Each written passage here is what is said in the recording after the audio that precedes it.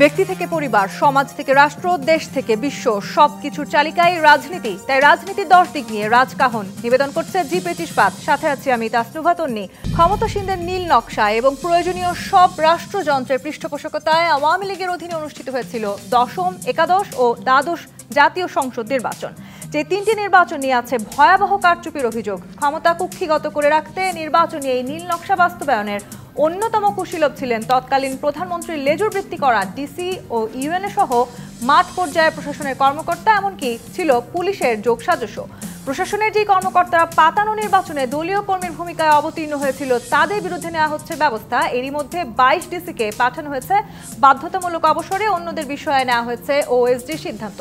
এই ব্যবস্থার মাধ্যমে কি সম্ভব দৃষ্টান্ত স্থাপন করা, যাতে ভবিষ্যতে আর কোনো প্রশাসনিক কর্মকর্তা রাষ্ট্রের কর্মচারী না হয়ে দলীয় কর্মী হয়ে যাতে করে কাজ না করেন? অনেকেই বলছেন গত 3 নির্বাচনে নীল নকশার কুশীলব, আরও অনেকে। তাদের শাস্তি হবে কি সবার? এসব নিয়ে আলোচনায় আজ রাজকাহন স্টুডিওতে আছেন বিএনপির vice chairman advocate Ahmed Azam Khan, আছেন সাবেক প্রতিমন্ত্রী ও জাতীয় পার্টি নেতা গোলাম সারওয়ার মিলন এবং আছেন গণফোরামের সাধারণ সম্পাদক ডাক্তার মোহাম্মদ মিজানুর রহমান। স্বাগত জানাচ্ছি রাজকাহনে। ডাক্তার মোহাম্মদ মিজানুর রহমান, বিগত 3টি নির্বাচনের কথা আমরা বলছিলাম, একটি পুরো জেনারেশন তারা আসলে ভোট দিয়েছেন কিনা সেটি নিয়েও প্রশ্ন আছে এবং সেই জেনারেশন এই বিগত 3টি নির্বাচন কি দেখেছে?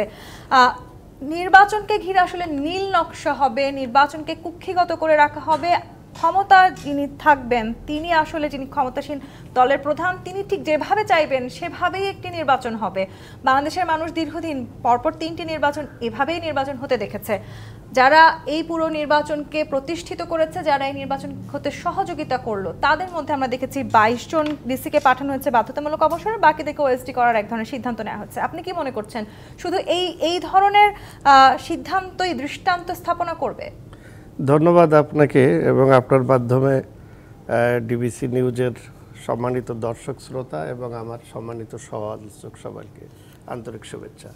দেখেন, স্বাধীনতার পর থেকে পর্যন্ত আমরা অবাধ, সুষ্ঠু, নিরপেক্ষ নির্বাচন পেয়েছি কয়েকবার তত্ত্বাবধায়ক সরকারের অধীনেই।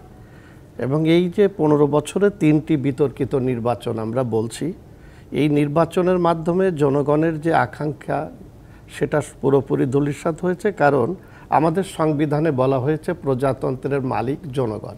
তো কিভাবে সে মালিক হলো?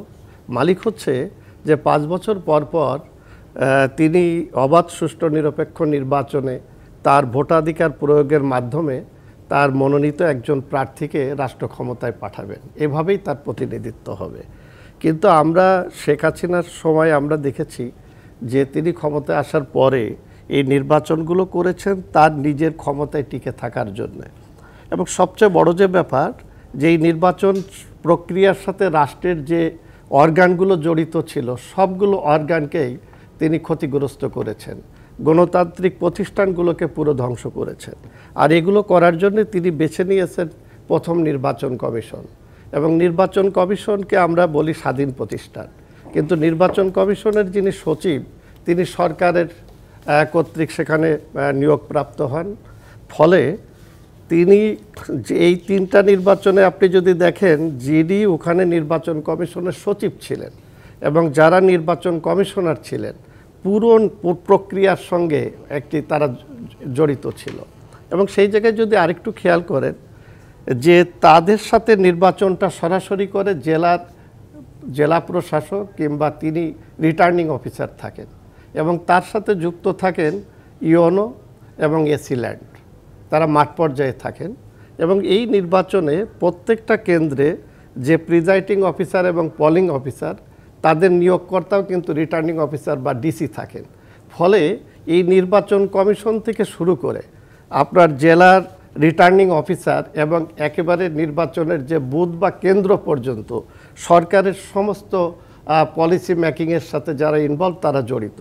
এই জায়গায় আমরা দেখেছি যে ডিসিরা সরকারের আজ্ঞাবহ হয়েছেন এবং বিশেষ করে পরবর্তীতে তারা যাতে প্রমোশন এবং সুবিধাপ্রাপ্ত হয় এই আশায় তারা সরকারকে ক্ষমতায়িত করার জন্য এই অবৈধ প্রক্রিয়ার সাথে জড়িত হয়েছিল। আমি আপনাকে শেষ একটা কথা বলি যে 2018-র যে নির্বাচন, পৃথিবীতে বহু ধরনের কারচুপি হয়, নির্বাচনে ইলেকট্রনিক নানান ধরনের প্রক্রিয়ার মাধ্যমে কারচুপি হয়, কিন্তু আগের রাত্রে ভোট হয়ে যায়, এটা বাংলাদেশের মানুষ দেখে নাই এবং পৃথিবীর কোনো জায়গায় এটা একটা নজিরবিহীন সৃষ্টি হলো। এবং ওই নির্বাচনে আমি মাগুরা থেকে আমাদের ঐক্য ফ্রন্টের 2 জন মনোনয়নপত্র দাখিল করেছিল, তার মধ্যে আমিও করেছিলাম, আমি গণফ্রম থেকে করেছিলাম।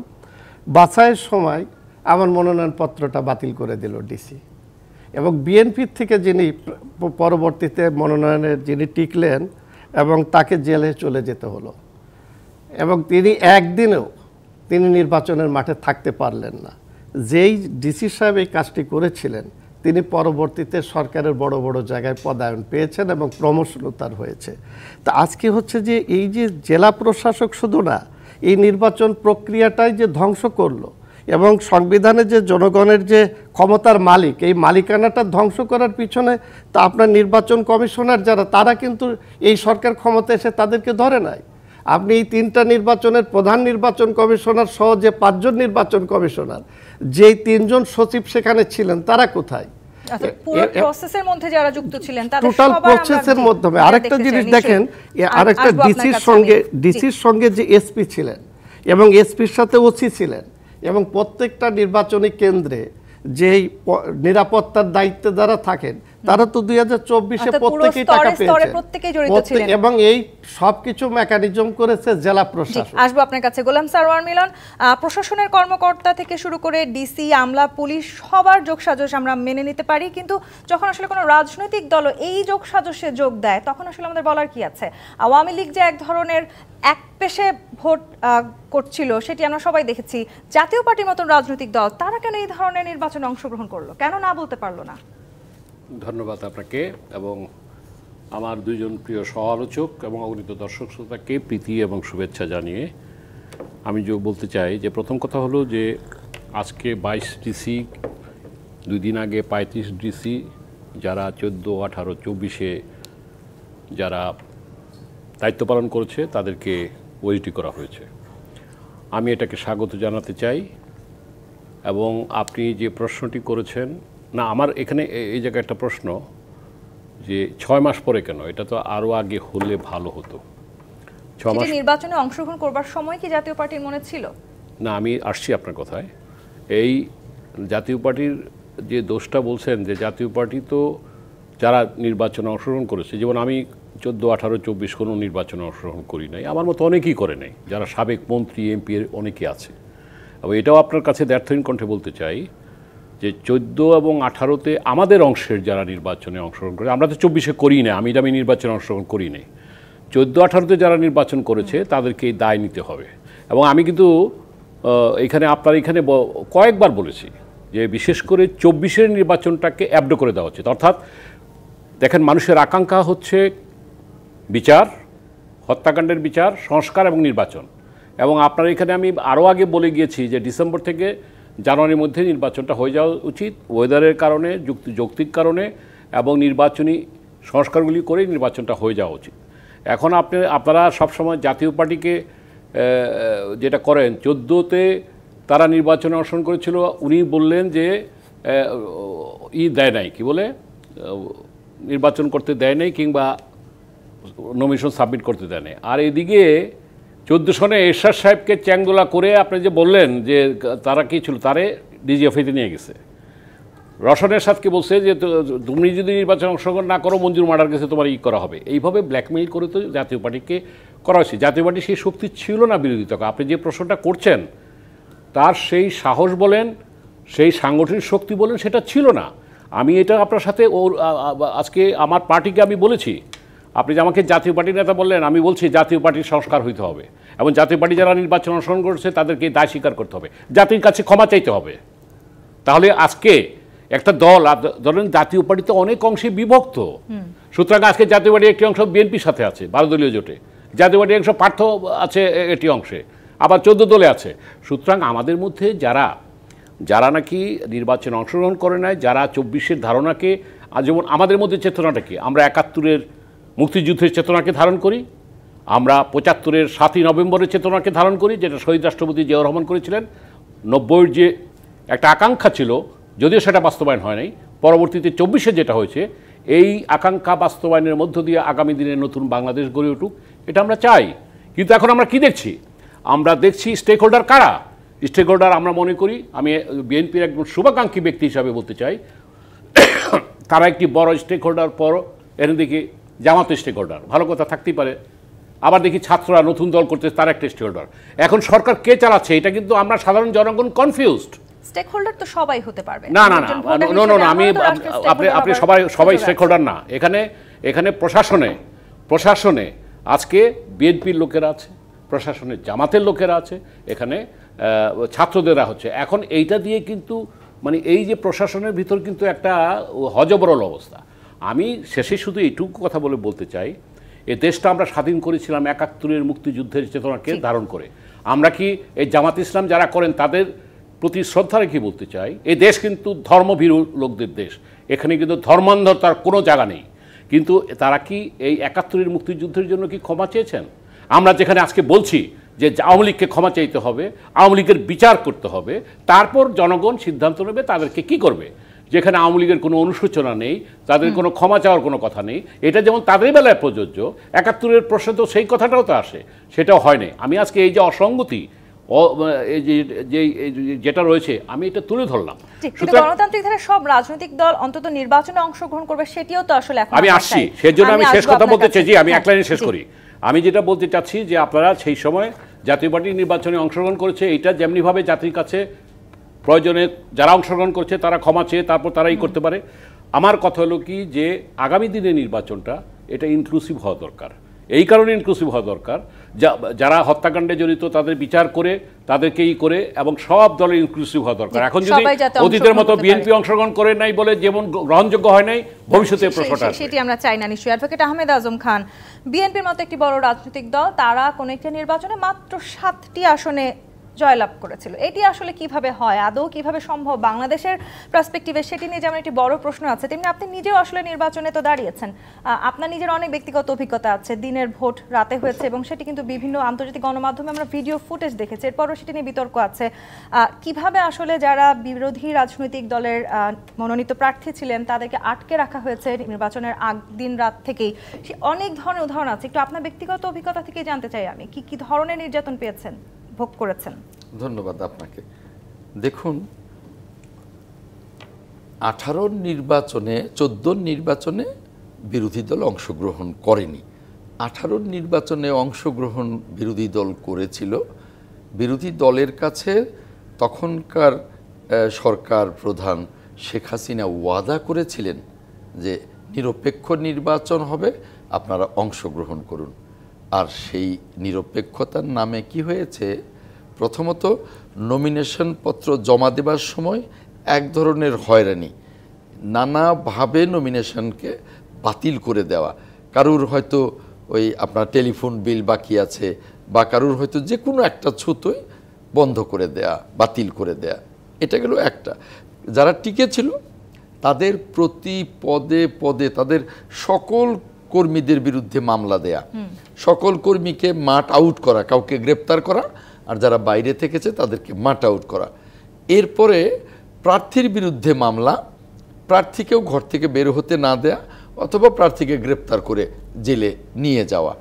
এইভাবে 18 নির্বাচনে এই ধরনের মানে জঘন্য অবস্থা তৈরি করা হয়েছিল যে ওইটা কোনো নির্বাচনী পরিবেশই ছিল না। যে অবস্থাগুলোর কথা আপনি বলছেন সবই তো নিঃসন্দেহে প্রশাসনের নাকের ডগায় হতে হয়েছে। গ্রেপ্তার করতে হলে পুলিশের সহায়তা প্রয়োজন হয়েছে, প্রার্থীকে ঘিরে রাখতে হলে সেখানেও প্রশাসনের সহায়তা প্রয়োজন হয়েছে। এই পুরো প্রশাসনে কেউ ছিল না যার না বলার সক্ষমতা ছিল? না, না বলার সক্ষমতা কারুরই ছিল না, কারণ প্রত্যেকেই এই প্রক্রিয়ার সাথে জড়িত ছিল। যারা জড়িত ছিল না তাদের মধ্যে ভয় ছিল যে এই যে গুম হচ্ছে শত শত, এই যে খুন হচ্ছে, কেউ যদি এই প্রক্রিয়ার সাথে সম্পৃক্ত না হয় সে হয়তো গুম হয়ে যাবে, অথবা খুন হয়ে যাবে, অথবা তার চাকরিটা চলে যাবে, অথবা তার বিরুদ্ধে অন্য কোনো মামলা দিয়ে তাকে জেলে পুরে রাখা হবে। একটা ভয়ের সংস্কৃতি চালু করে রাখা হয়েছিল। এখন আজকে যে ডিসিদের উপরে ব্যবস্থা নেওয়া হচ্ছে, এটা আমি মনে করি পর্যাপ্ত ব্যবস্থা না। তারপরেও সাধুবাদ জানাই যে কিছুটা হলেও ব্যবস্থা নেওয়া হচ্ছে। 22 জনকে অবসরে দিয়ে বাকিদের ওএসডি করে কিছু ব্যবস্থা নেওয়া হচ্ছে। তখন কিন্তু শুধু ডিসিদের না, ইমপ্লিমেন্ট কিন্তু করেছে এসপিরা এবং ওসিরা, ওসি এবং এসপিরা। আচ্ছা, এই পরিকল্পনার সাথে জড়িত কিন্তু ডিআইজি, আইজি, এদিকে আপনার ওই joint secretary, additional secretary, secretary, এরা সকলেই জড়িত ছিল নির্বাচন কমিশনের এই 3টি নির্বাচনে। একমাত্র নির্বাচন কমিশনার আপনার মাহবুব তালুকদার, যিনি নিজে ইতিহাস তৈরি করেছেন এই ফ্যাসিবাদের বিরুদ্ধে, প্রত্যেকটা দিন তিনি নোট অফ ডিসেন্ট দিয়েছেন, প্রত্যেক দিন তিনি সংবাদ সম্মেলন করে এই অনিয়মের বিরুদ্ধে কথা বলেছেন। এছাড়া এই যে 3-5-15 জন নির্বাচন কমিশন, এর 14 জনই এই দুষ্ট, তাদের বিরুদ্ধে অনতি বিলম্বে ব্যবস্থা নেওয়া উচিত। এই যে নির্বাচনের কমিশনের সচিবরা, তারা সম্পূর্ণভাবে এই দুষ্ট, তাদের বিরুদ্ধে ব্যবস্থা নেওয়া উচিত। যারা রাষ্ট্রের খুব গুরুত্বপূর্ণ সংবেদনশীল পদে ছিলেন, তারাও আসলে এই নির্বাচনের নীল নকশার কুশীলব। একেবারে এর সাথে কুশীলব ছিলেন বিচার বিভাগ তখনকার, এর সাথে কুশীলব ছিলেন আরও অন্যান্য যে সাংবিধানিক প্রতিষ্ঠানগুলো, কেউ বাইরে ছিল না। আমার কথা হলো যে ব্যবস্থা নিতে হবে সকল অপরাধীর বিরুদ্ধে। আপনি কিছু অপরাধের বিরুদ্ধে ব্যবস্থা নেবেন, কিছুর বিরুদ্ধে নেবেন না, তো হবে না। হয়তো নেবেন না তা বলছি না, অর্থাৎ প্রক্রিয়া শুরু হয়েছে। আমি বলতে চাই সকলের বিরুদ্ধে ব্যবস্থা নিতে হবে। সকলের বিরুদ্ধে ব্যবস্থা নেওয়ার কথা যখন আপনি বলছেন আহমেদ আজম খান, আপনি এটিও বলছিলেন যে অনেককে আসলে জোর করা হয়েছে যাতে করে তারা এই নির্বাচনে নীল নকশায় অংশগ্রহণ করে, কিন্তু আবার সেই উদাহরণ আমাদের সামনে আছে যে অনেকে পরবর্তীকালে পুরস্কৃত হয়েছেন, সচিব হয়েছেন। তৎকালীন প্রধানমন্ত্রী শেখ হাসিনা মুখ্য সচিব পদেও তাদেরকে পুরস্কৃত করা হয়েছে। বেগমপাড়ায় কোটি কোটি টাকা তারা পাচার করেছেন। তাদের কি হবে? তারা কেন আসলে সদিচ্ছায় এই ধরনের কর্মকাণ্ডে লিপ্ত হয়েছেন? আমি জানি আপনি বিরোধী যাবেন, তার আগে এক লাইন বলি। যারা এর সাথে যুক্ত হননি, জীবনের ঝুঁকি নিয়েও বিরোধিতা করেছেন, দেখবেন যে সিভিল প্রশাসনেও তাদের প্রমোশন হয়নি, তারা এক ঘরে থেকেছেন। পুলিশ প্রশাসনেও তাদের প্রমোশন হয়নি, তারা এক ঘরে থেকেছেন। এবং অন্যান্য জায়গায়ও, বিচার বিভাগেও যারা এর সাথে সম্পৃক্ত হয়নি তাদের, কিন্তু যারা এই নীল নকশায় জড়িত হয়েছেন তাদেরকেই আমরা দেখেছি আওয়ামী লীগ সরকার ত্যাগী কর্মকর্তা বলে আখ্যা দিয়েছিল। সেই সব জায়গায় আমরা আসবো। জি25 পাঁচ নিবেদিত রাজকাহন থেকে বিরতি নিয়ে ফিরছি, সাথেই থাকুন। জি25 পাঁচ নিবেদিত রাজকাহন দেখছেন। ডাক্তার মোহাম্মদ মিজানুর রহমান, যারা এই ধরনের নীল নকশার কুশীলব ছিলেন, যারা এভাবে নির্বাচন সংগঠিত করতে সহায়তা করেছেন বিগত আওয়ামী লীগ সরকারকে, তাদেরকেই ত্যাগী কর্মকর্তার বলা হয়েছে, তাদেরকেই নানান পদে পুরস্কৃত করা হয়েছে। বেগমপাড়ায় তারা কোটি কোটি হাজার টাকা পাচারও করতে পেরেছেন। সেই হিসাবে আসলে আপনি কি মনে করছেন, এখন যাদেরকে আমরা পাকড়াও করতে পারছি, কিংবা যে 100 জনের হয়তো সামনে তালিকা আসতে যাচ্ছে, শুধু তারাই শাস্তি পাবেন? দেখেন, আমি প্রথমে বলেছি যে আজকে একটা খুবই গুরুত্বপূর্ণ বিষয় নিয়ে আসছেন, কারণ জুলাই অভ্যুত্থানের পরে দেশে একটা আশাবাদ তৈরি হয়েছে মানুষের কাছে। কারণ মানুষ তো একটা পরিবর্তন চায়, সেই পরিবর্তনটা বা সুশাসন কিংবা আইনের শাসন যাই দিবেন, একটি অবাধ, সুষ্ঠু, নিরপেক্ষ নির্বাচন দরকার। এবং নির্বাচনের মাধ্যমেই একটা নির্বাচিত সরকার ক্ষমতায় আসবে, যারা জনগণের কাছে যে কমিটমেন্ট করবে সেটা বাস্তবায়ন করবে, এটা মূল কথা। তা আমাদের তো নির্বাচন ব্যবস্থাই পুরো ধ্বংস করে দেওয়া হয়েছে, সেখানে তো আর গণতন্ত্র নেই, আইনের শাসন নাই, সব কিছুই ধ্বংস। এখন এগুলো কারা করেছে? যারা এটার সাথে যুক্ত ছিল তারা এখন দেশ থেকে উৎখাত হয়েছে, পালিয়ে গিয়েছে রাষ্ট্র ক্ষমতা থেকে। কিন্তু এই ফ্যাসিস্ট সরকারকে এই 15 বছর যারা ক্ষমতায় টিকে থাকার জন্য সহায়তা করেছে, তারাই কিন্তু আমলা ছিল এবং পুলিশ প্রশাসন। যেমন তারা দেখা গেছে যে তারা জনগণের উপরে তারা নির্ভর করে নাই। কেন করে নাই? যে জনগণের ভোটের তো তাদের দরকার হয় নাই। এই জন্যে তারা প্রশাসনের উপরে নির্ভর করেছে, যে প্রশাসন তাদেরকে ভোট দিয়ে ক্ষমতায় আনবে। যেটা আমি আগেই বলেছি যে তারা দিনের ভোট রাতে করে নিয়েছে, এর জন্য অভ্যস্ত ছিল না। আমাদের শ্রদ্ধেয় আজম ভাই একটা কথা বলেছেন, সেটা হচ্ছে যে ওই নির্বাচনে 18 নির্বাচন পৃথিবীর ইতিহাসে একটা বিরল, যেটা আমরা অনেক সময় বলি যে ভারত আমাদের থেকে শিক্ষা নিয়ে যাক। আপনি একটা জিনিস দেখেন যে এই নির্বাচনটা যারা একেবারে মানে কেন্দ্র থেকে মাঠ পর্যায়ে একটা কেন্দ্র পর্যন্ত করলো, ওই সময় আমাদের ঐক্যফ্রন্ট ছিল এবং ডক্টর কামাল হোসেন সবসময় বলেছিলেন যে প্রত্যেক কেন্দ্রে আগের দিন থেকে আমাদের পাহারা দিতে হবে। তো এই যে আমাদের পাহারা দিতে হবে এবং আমাদের ঐক্যফ্রন্টের মুখপাত্র বিএনপির মহাসচিব, সম্মানিত মহাসচিব মির্জা ফখরুল ইসলাম আলমগীর, তিনিও যেটা বলেছিলেন সেটা হচ্ছে যে এই নির্বাচনে মাঠে দাঁড়িয়ে থাকার মতো কোনো পরিস্থিতি আমাদের ছিল না। কারণ একদিকে ওসি সাহেব ধরে নিয়ে আসছেন, নিয়ে এসে তাদেরকে পিটিয়ে মাঠ ছাড়া করে দিচ্ছেন, আর ওদিকে ডিসি সাহেব, রিটার্নিং অফিসার, পোলিং অফিসার এমন ব্যক্তিদের নিয়োগ দেওয়া হচ্ছে যারা সরকারের আজ্ঞাবহ এবং সরকারকে ক্ষমতায় টিকে রাখার জন্য যা নির্দেশনা যাবে সেটা করবে। জনগণ যদি ভোট নাও দেয় তাহলে তারা সেখানে যে রেজাল্ট শিট সেখানে স্বাক্ষর করে দিয়ে দেবে। এই কাজগুলো যারা করে ক্ষমতায় টিকে থাকার জন্য যে সরকারকে সহায়তা করে, তারা কি চায়? চাই যে এই সরকার ক্ষমতায় যাওয়ার পরে আমার এই প্রমোশন থেকে শুরু করে যা যা দরকার সেটা করে দেয়। সেই সমস্ত সুযোগ সুবিধা কিন্তু তারা এবং পেয়েছেন। শুধু তাই না, দেখেন আরেকটা কথা বলি যে আজকে ওই সময়ে আপনি দেখেন দেশের থেকে যে দুর্নীতিটা কারা করেছে? আমলারা করেছে, পুলিশ প্রশাসন করেছে। কিন্তু এখানে আসলে তাদেরকে দুর্নীতি করার সুযোগও করে দেওয়া হচ্ছে। গোলাম সারোয়ার মিলন, যাদেরকে নিয়ে আসলে আমরা আলোচনা করছি, যাদের শাস্তি নিশ্চিত করা খুব জরুরি, নির্বাচন ব্যবস্থাকে ফিরিয়ে নিয়ে আসতে চাইলেই তাদেরকে ম্যানেজ করে ফেলা যেত। তারা কিন্তু দেশের খুবই গুরুত্বপূর্ণ পদে ছিলেন, একেবারে পলিসি মেকিং পর্যায়ে ছিলেন। আপনারা তিনজন বলছিলেন কি করে আসলে চাইলেই পলিসি মেকিং পর্যায়ে লোকেদের ম্যানেজ করে ফেলা যায়? কেনই বা তারা ম্যানেজ হয়ে যান? না, এখানে আপনি যেটা বললেন কি করে ম্যানেজ, শুনেন, একটা ক্রিপ্টোক্রেসি, একটা অলিগার্ক শেখ হাসিনার নেতৃত্বে তৈরি হয়েছিল, যারা তাদের লোকগুলোকে শুধু বিচার বিভাগ থেকে আরম্ভ করে, প্রশাসন থেকে আরম্ভ করে, পুলিশে তাদের সেট আপ করা হয়েছিল। আজকে আমরা যে ডিসেম্বরের মধ্যে নির্বাচন চাচ্ছি, সেই নির্বাচনের প্রথম মেইন চ্যালেঞ্জই হচ্ছে এই জায়গাগুলিকে পরিষ্কার করা, ক্লিনজিং করা। এখন আপনি যেটা বললেন, এটা তো তাদেরকে সেইভাবে ছাত্রলীগ দেখে দেখে ব্যাকগ্রাউন্ড, তাদের প্রমোশন থেকে আরম্ভ করে, নিয়োগ থেকে আরম্ভ করে, যারা ছাত্রলীগের প্রোডাক্ট ছিল সেগুলিকে আপনার এই বিচার বিভাগ বলেন, প্রশাসন বলেন, পুলিশে বলেন, সেখানে তাদেরকে দেওয়া হয়েছে। তো সুতরাং এখানে তো ইচ্ছা করলেই কি, তারা তো কমিটেড লোকজন, তারা তো আওয়ামী লীগের লোকজনকে বসাইছে। সুতরাং এই জায়গাটায় আজকে শোনেন একটা জিনিস কি দেখেন, ইয়ের মতো মানে ব্রিটেন যদি দেখেন, 1 বছরে 4টা সরকার পরিবর্তন হয়েছে, প্রশাসন কিন্তু প্রশাসনের মতো কাজ করে যাচ্ছে, কোনো চেঞ্জ নাই, দেয়ার ইজ এ সিস্টেম। আজকে এই 24-এর আকাঙ্ক্ষা ছাত্ররা যেটা করেছে, আমরা এটা কৃতজ্ঞতার সাথে স্মরণ করতে চাই যে এই 24-এর আকাঙ্ক্ষাটাকে আমরা বাস্তবায়ন করতে চাই। এবং সেই বাস্তবায়নের ক্ষেত্রে গিয়ে আজকে দুঃখের সাথে বলতে হয় যে এই ছাত্ররা একটা অসাধারণ কাজ করেছে, কিন্তু এদের যে নেতৃত্বে যারা সমন্বয়ক আছেন, তাদের বিহেভিয়ার অনেক সময় ফ্যাসিবাদকে হার মানিয়ে যায়, অনেক সময় ছাত্রলীগের নেতাদেরকে হার মানিয়ে যায়।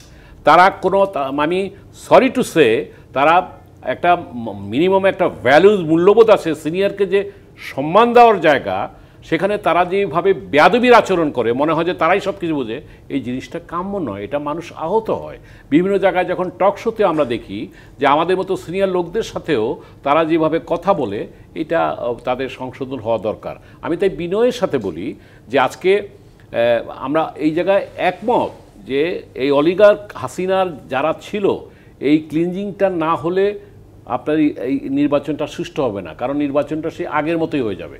সুতরাং এইটার জন্য আমি ডক্টর ইউনূস প্রধান উপদেষ্টা, তাকে বিনয়ের সাথে অনুরোধ করব যে তিনি কাজটি করেছেন 6 মাস পরে হলেও এটা সাধুবাদযোগ্য, কিন্তু আগামীতে এই জিনিসটা না করলে নির্বাচনটা কিন্তু আমরা কাঙ্ক্ষিত পর্যায়ে পাবো না। সেটি যেমন একটি প্রশ্ন, আপনি একটি কথা বলছিলেন যে আসলে পুরো একেবারে প্রথম স্তর থেকে শুরু করে একদম নিচের স্তর পর্যন্ত, অর্থাৎ যেই লোকটি নির্বাচনের দিন প্রহরীর দায়িত্বে নিয়োজিত থাকেন, তিনি পর্যন্ত আসলে এই সিস্টেমের মধ্যে ঢুকে গেছেন। আমি সেটা একটু বলে দেই, এই যে সিস্টেমে যে ঢুকে গেছে, সেই সিস্টেমটা কিন্তু ভাঙতে হবে, নাহলে তো সেম জিনিস হবে। সেখানেই তো প্রশ্ন। অ্যাডভোকেট আহমেদ আজম খান, এত সিস্টেমের পুরো স্তরে স্তরে আসলে আমরা দেখছি কুশীলবদেরকে রাখা হয়েছে, তার মানে, এবং যদি একটু পেছন দিকে তাকাই, বিগত নির্বাচনগুলোতে কোন প্রার্থী নির্বাচনে অংশগ্রহণ করবেন, কোন প্রার্থীর বিকল্প কে হবেন, বিদ্রোহী হিসেবে কে প্রতিদ্বন্দ্বিতা করবেন, তার সবকিছু ঠিক করে দিতেন খোদ শেখ হাসিনা। এখন তিনি নেই, কিন্তু এই যে স্তরের কথা আমরা বলছি, প্রতিটি স্তরে কি মাত্র এই কয়েকজন লোকই আছে তার নিয়োগপ্রাপ্ত, নাকি আরো অনেক লোক আছে? যদি তারা থেকে থাকেন, সামনে নির্বাচন কতখানি সুষ্ঠু হবে? দেখুন, এই কজন লোকই না, 15 বছরে স্তরে স্তরে হাজার হাজার লোককে, তার অনুগত ভৃত্যদেরকে সেট করা হয়েছে এবং তার অনেক এখনো রয়ে গেছে। এখন আপনি কিন্তু এই 15 বছরে তার যে নিয়োগ, এটা কিন্তু আপনি 15 মাসে উপড়ে ফেলতে পারবেন না। এটা একটা অনিয়মের বট গাছ হয়ে গিয়েছিল, এটাকে আস্তে আস্তে আস্তে আস্তে করতে হবে। তো সেজন্যে দরকার কি? সেজন্যে দরকার একটা নির্বাচিত সরকার, নির্বাচিত পার্লামেন্ট, এবং নির্বাচিত সরকার এবং নির্বাচিত পার্লামেন্ট এদেরকে উপড়ে ফেলার জন্যে যে দ্রুত প্রক্রিয়ায় যাবে, দ্রুত নতুনদেরকে ব্যাপকভাবে নিয়োগের মাধ্যমে রিপ্লেসমেন্ট করবে এবং দ্রুত এদেরকে যারা এই 15 বছরে কুশলী তৈরি হয়েছে তাদেরকে চিহ্নিত করবে। কারণ কি যে এটা একেবারেই 1-2 দিন বা 1-2 মাসের বিষয় হবে না 15 বছরের যেই জঞ্জাল। কাজেই এই জঞ্জালের একটা অংশ, বিশেষ করে নির্বাচনী অংশটা সাফ করতে পারলে বা নির্বাচনী ব্যবস্থার ভিতটাকে করে নিয়ে নির্বাচনে যাওয়াটাই এই সরকারের জন্য উচিত হবে। কারণ এর জন্য যদি ব্যাপকভাবে আপনি যান তাহলে আপনাকে অনেক সময় নিতে হবে, যে সময়টা কিন্তু একটা অনির্বাচিত সরকারকে জনগণ দেবে না। কারণ জনগণ 14তে ভোট দিতে পারেনি, 18-য় দিতে পারেনি, 24-এ দিতে পারেনি। জনগণ মুখিয়ে আছে একটা ভোট দিয়ে একটা নতুন সংসদ, একটা নির্বাচিত সরকার গঠন করবার জন্য। আমার একটা নির্বাচনী এলাকা আছে, আমি এভরি অল্টারনেট ডেতে যাই এবং প্রায় প্রতিদিন 7টা-8টা করে কর্মসূচি, বিভিন্ন মিটিংয়ে অংশ নেই। প্রত্যেকের একই কথা, কবে ভোট হবে, কেন ভোটের জন্য দেরি হচ্ছে। তারা তো অত সংস্কার বোঝে না, কেন দেরি হচ্ছে। তো যখন আমি সংস্কারের কথা বলি তখন তারা বলে শেখ হাসিনাও তো এরকম বলতেন যে আগে উন্নয়ন পরে গণতন্ত্র, এখন এই সরকার বলছেন যে আগে সংস্কার পরে নির্বাচন। তো এটা কেমন, এটা যেন কেমন মিলে যায়।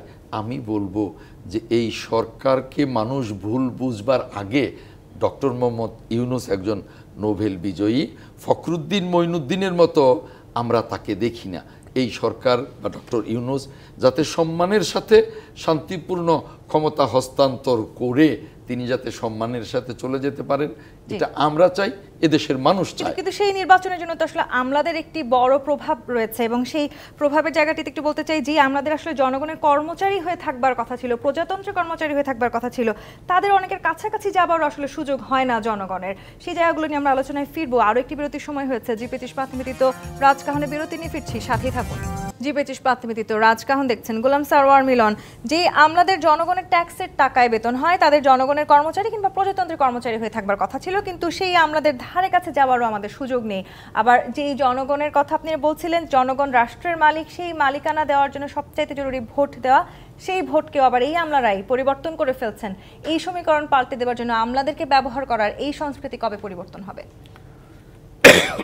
দেখেন, স্বাধীনতার 54 বছরে আমি মনে করি আইডিয়াল সময় ছিল, যেহেতু তার সাথে আমার রাজনীতি করার সুযোগ হয়েছিল। শহীদ রাষ্ট্রপতি জিয়ার যে শাসনামলটা, ইট ওয়াজ দ্য আইডিয়াল টাইম। যদিও পরবর্তীতে তত্ত্বাবধায়ক সরকারের অধীনে ভালো নির্বাচন কয়েকটা হয়েছে, এটা তো অস্বীকার করার উপায় নেই। আপনি যেটা বললেন যে বিগত 3টি নির্বাচনে যে দলীয়করণ করা হয়েছে, এই কথা আমি আগের পর্বে বলে গিয়েছি, আমি আর রিপিট করতে চাই না।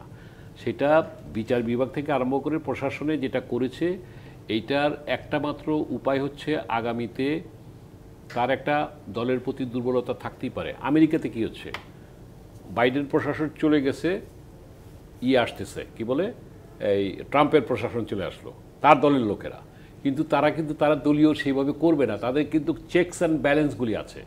আজকে আমি শেষ পর্বে শুধু এইটুকু বলতে চাই যে আজকে যে সংস্কারটা চলমান প্রক্রিয়া, এই সরকার সব কিছু করে যেতে পারবে না। যেটা উনি বলছেন ডক্টর ইউনূস, উনি ওয়েবসাইটে প্রকাশ করবেন, ঠিক আছে, আমি এটাকে স্বাগত জানাতে চাই। এবং এখানে ধরেন বিএনপি যদি ক্ষমতায় আসে কিংবা যে ক্ষমতায় আসুক, আগামীতে তারা কি করবে এই ওয়েবসাইটে এটা জনগণ জানলো, এবং বিএনপির কমিটমেন্ট যেটা 31 দফা আছে সেটা রইল, তার সাথে সঙ্গতিপূর্ণ যারা আছে তারা সেগুলি করবে। আমাদের বক্তব্য হলো যে জনগণ এখন এটাকে দৃশ্যমান হিসাবে দেখতে চায়, রোডম্যাপটা নাম্বার 1। নাম্বার 2 হচ্ছে আপনি যে কথাটা বললেন, যাতে আগের মতো ফ্যাসিবাদী না হয়ে ওঠে, আগের মতো দলীয় ক্যাডার যাতে তৈরি না হয়, এই জিনিসটা এনশিওর হতে হবে। জনগণ এটা চায়। জনগণ এইবার চায় আমার ভোটটা আমি দেব, যাকে ভালো মনে করি তাকে দেব। এবং আজকে একটি কথা বলি আমি শেষ করব, আপনাকে বলতে চাই, যেমন আজকে আমি এখন আমার মানিকগঞ্জের সিঙ্গার এলাকা থেকে আসলাম। আমি আপনার মাধ্যমে সমস্ত মানিকগঞ্জবাসীকে জানাতে চাই, সেখানে আমি সভাপতিত্ব করেছি অরাজনৈতিক একটি মিটিং, সেখানে বিএনপি, হেফাজতে ইসলাম সহ সব নেতারা ছিলেন। সেখানে এইটা কী ছিল, আমরা বলেছি যে এখানে মাদকাসক্ত থেকে আরম্ভ করে দখলবাজি, চাঁদাবাজি এগুলি বন্ধ করতে হবে এবং আগামী নির্বাচনটা যাতে আমরা মিলেমিশে একটা সুন্দর নির্বাচন করতে পারি। বিশ্বাস করেন এটা এত প্রশংসিত হয়েছে, আপনি জানতে পারবেন। আমি এই কথা বলার উদ্দেশ্য হলো, এই কথা বলার উদ্দেশ্য হলো নিশ্চয়ই আমাদের আজম ভাই আছেন, আমাদের এই ভাই আছেন, সবাই যদি এইভাবে এলাকায় যে দলই করুক, সবাই যদি এক সুর নিয়ে থাকেন, আমি শেষে এইটুকু বলবো যে আজকে ছাত্রদের উদ্দেশ্যে বলবো, তাদেরকে আমি স্বাগত জানাতে চাই, তাদের নতুন দলকে স্বাগত জানাতে চাই, কিন্তু তারা যে ফ্যাসিবাদী দৃষ্টিভঙ্গি নিয়ে তারা যেভাবে আচরণ করছে এটা পরিহার না করলে ডক্টর মিজানুর রহমান, অপকৌশলে ক্ষমতাসীনদের গদিতে টিকিয়ে রাখতে নানানভাবে আয়োজন দেখেছি আমরা, এবং সেখানে যে জবাবদিহিতার প্রত্যাশা আমরা করছি সেই জবাবদিহিতা তো ছিলই না, বরঞ্চ জবাবদিহিতা যাতে না করতে হয় সেই বন্দোবস্ত করে দেওয়া হয়েছিল।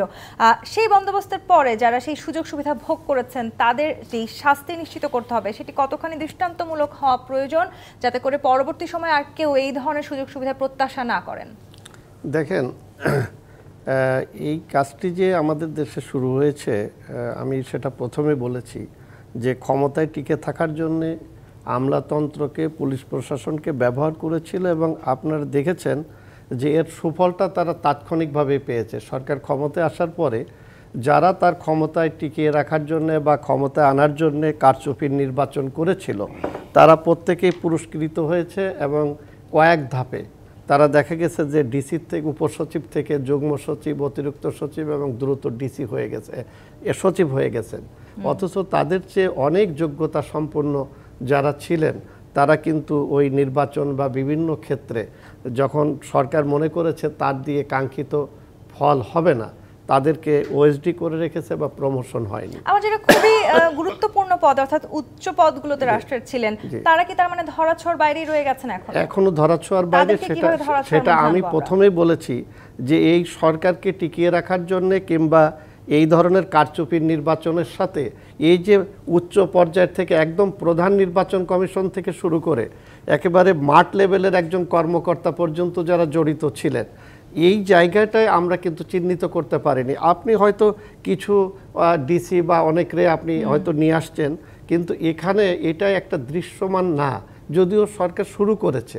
কিন্তু আমরা বলতে চাই যে এই পলিসি মেকিংয়ে কারা জড়িত ছিল, এটা তো রাষ্ট্রের উচ্চ পর্যায় থেকে আসছে, এবং সেই প্রধান নির্বাচন কমিশনার থেকে শুরু করে এই যে 3টা নির্বাচন কমিশনের সচিব এবং এই যে সবাইকে তো শাস্তির আওতায় আনতে হবে। অ্যাডভোকেট আহমেদ আজম খান, এই যে সবাইকে শাস্তির আওতায় আনার কথা আমরা বলছি, বিএনপিকে আমরা দেখেছি কিভাবে নির্বাচনগুলোতে মাঠ ছাড়া করা হয়েছে, সেই ক্ষেত্রেও তো আসলে নিশ্চয়ই খুবই উপরের আদেশ, যে শব্দটি আমরা সবসময় শুনে থাকি, এমন একটি শব্দ ব্যবহার করে অনেক সময় দেখা যায় যে কর্মকর্তারা বা আমলারা পার পেয়ে যাওয়ার চেষ্টা করেন, সেই সুযোগ যেন আর সামনে না থাকে, সেরকম কোনো পদক্ষেপ নেওয়ার সুযোগ আছে কিনা? অবশ্যই আছে। এই যে 5ই আগস্টের অভ্যুত্থান, এই 5ই আগস্টের অভ্যুত্থানের পরে যদি আমরা নতুন বাংলাদেশের যাত্রা শুরু না করি, আমরা যদি ওই আগের মতোই নির্বাচনী ঘোষণা করি, যে রাজনৈতিক দলই সেটা করতে যাবে সেই রাজনৈতিক দলই জনগণ থেকে শুধু প্রত্যাখ্যাত হবে না, 5ই আগস্টের চেয়েও তাদের অবস্থা ভয়াবহ হবে, আর সেদিকে ফেরার আর কোনো সুযোগ নেই। এই জন্যে আমাদের সকলকেই 5ই আগস্টের পরবর্তী, 5ই আগস্টের পূর্ববর্তী ফ্যাসিজম থেকে শিক্ষা নিতে হবে, যে যারা ফ্যাসিবাদী সরকারের সাথে থাকে এবং যারা রাষ্ট্রের মালিক বনে যায় তাদের অবস্থা কি হয়, পালিয়ে যেতে হয়, শুধু পালিয়েই যেতে হয় না, তাদের কি করুণ অবস্থা এটা আমরা সকলে জানি। এই দলকানা যারা আছেন আসলে আমাদের মাঝে, তাদেরকে এক ধরনের ফিল্টারিং করতে হবে, কিন্তু সেই কাজটা শুরু করবেন কারা, শেষই বা করবেন কারা? এই যে শুরু হয়ে গেল, শেষ করবেন নির্বাচিত সরকার, এবং শেষ করতে কিন্তু ওই যে বলছি 15 বছরে যেভাবে কুশলী তৈরি করা হয়েছে 15 মাসে কিন্তু শেষ হবে না। এই সরকার শুরু করেছে, যারা নির্বাচিত সরকার আসবে তারা এটাকে কন্টিনিউ করবে এবং শেষ করবে। কাজেই এটাকে তো শুরু করতে হবে। কিন্তু আহমেদ আজম খান, আমরা সবসময় এই ধারাই দেখেছি, যখন নির্বাচিত হয়ে যেই সরকার ক্ষমতায় আসে তারা আবার নিজেদের মতন করে নিজেদের প্রয়োজন অনুযায়ী আমলাতন্ত্রকে সাজিয়ে নেন, সেই ধারা থেকে আপনারা বেরিয়ে আসবেন? একেবারেই চমৎকার বলেছেন। আমি এর আগেই বলেছি, আপনি খেয়াল করেননি যে 5ই আগস্টের শিক্ষা হলো অতীতের সমস্ত ওই ধরনের অপধারা থেকে বেরিয়ে আসতে হবে রাজনৈতিক দলগুলোকে। যদি বেরিয়ে আসতে না পারে তাহলে কিন্তু যেমনি 5ই আগস্টের অভ্যুত্থানও ব্যর্থ হবে, তেমনি 5ই আগস্টের চেয়ে করুণ পরিণতি ওই রাজনৈতিক দল বা ওই সরকারের হবে। যে কারণেই আমরা কিন্তু আমাদের নেতা জনাব তারেক রহমান সকল গণতান্ত্রিক রাজনৈতিক দলকে সাথে নিয়ে যে সংস্কারের, রাষ্ট্র মেরামতের 31 দফা আমরা জাতির সামনে উপস্থাপন করেছি, তার অনেক দফার সংস্কার এই সরকারও দিয়েছেন। এই সরকারের সংস্কারের বাইরেও আমাদের 31 দফা আছে। আরেকটা বিষয় আছে, শুধু 31 দফাই নেই, আমাদের নেতা তারেক রহমান সাহেব বলেছেন যে সময়ের সাথে সাথে এই দফাগুলো আরও বাড়বে, অর্থাৎ সময়ের সাথে সাথে আরও নতুন কিছু আসবে, নতুন সমস্যা আসবে এবং আরও দফা আসবে এবং এই সংস্কার চলতে থাকবে এবং এই সংস্কার করতে করতেই কিন্তু আমরা একটা আধুনিক, একটা উন্নত সমৃদ্ধ রাষ্ট্রে পরিণত হতে পারবো। আর পেছনের দিকে যাবার কোনো সুযোগই নেই, কোনো সুযোগই নেই। অতএব সেই দৃষ্টান্তমূলক শাস্তি আসলে এই দলকানা আমাদের পেতে হবে, সেটি আপনারা অবশ্যই পেতে হবে এবং রাষ্ট্রের প্রত্যেকটা জায়গায় জবাবদিহিতা থাকতে হবে। রাষ্ট্রের প্রত্যেকটা সাংবিধানিক, গণতান্ত্রিক এবং সরকারি প্রতিষ্ঠানগুলোতে এই জবাবদিহিতা। গোলাম সারোয়ার মিলন, ডক্টর মোহাম্মদ মিজানুর রহমান, আপনাদেরকে অসংখ্য ধন্যবাদ রাজকাহনের সময় দেওয়ার জন্য। আজকের মতো বিদায় নিচ্ছি জি25 ব্যতীত রাজকাহন থেকে। ফিরবো আগামী রবিবার 10টায় নতুন রাজকাহন নিয়ে। ডিবিসির সঙ্গেই থাকুন 24 ঘন্টা।